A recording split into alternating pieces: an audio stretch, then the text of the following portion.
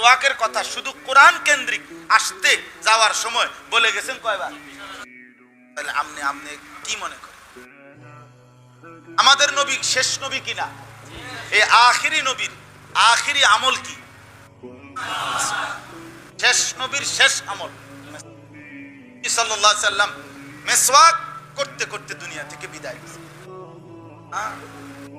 ফতোয়ায়ে শামী কিতাবের মধ্যে মেসওয়াকের 70টা উপকার লিখছে।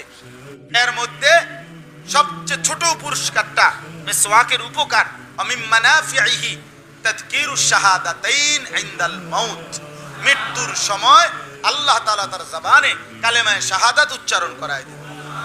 আচ্ছা, সবচেয়ে ছোটটা যদি পুরস্কার এইটা হয়, কালেমায়ে শাহাদাত মৃত্যুর সময় উচ্চারণ করায় দিবে, বাকি 69টা পুরস্কার কি হবে? ছোটটারই তো কোনো তুলনা নাই। ছোটটাই তো আমার লাগে হইলে সারব। কথাটা বুঝছেন?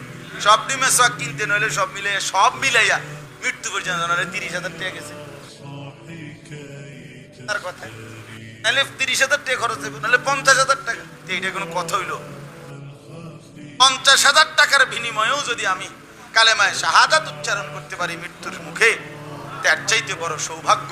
তখন দেখা যাবে হায়, কম খরচে বেশি বড় মুনাফা হয়ে গেছে, বড় লাভ হয়ে গেছে। চলেন কথার প্রসঙ্গে বললাম, দয়া করে ফিকির করি ইনশাআল্লাহ মিসওয়াক যেন না ছোটে।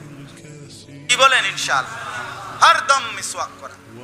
আসসিওয়াকু মিতহারাতুন লিল ফাম ওয়া মারদাতুন লির রাbb। সাল্লাল্লাহু আলাইহি সাল্লাম বলছেন মিসওয়াক এর দ্বারা দুইটা লাভ, এক তো মুখ পরিষ্কার হয়, আর আল্লাহ তাআলার সন্তুষ্টি অর্জন। একই সাথে দুইটা কাজ করে, একই সাথে। আওলা আন আশুক্কা আলা উম্মতি আমারতুহুম বিসসিওয়াক ইনদা কুল্লি সালাহ।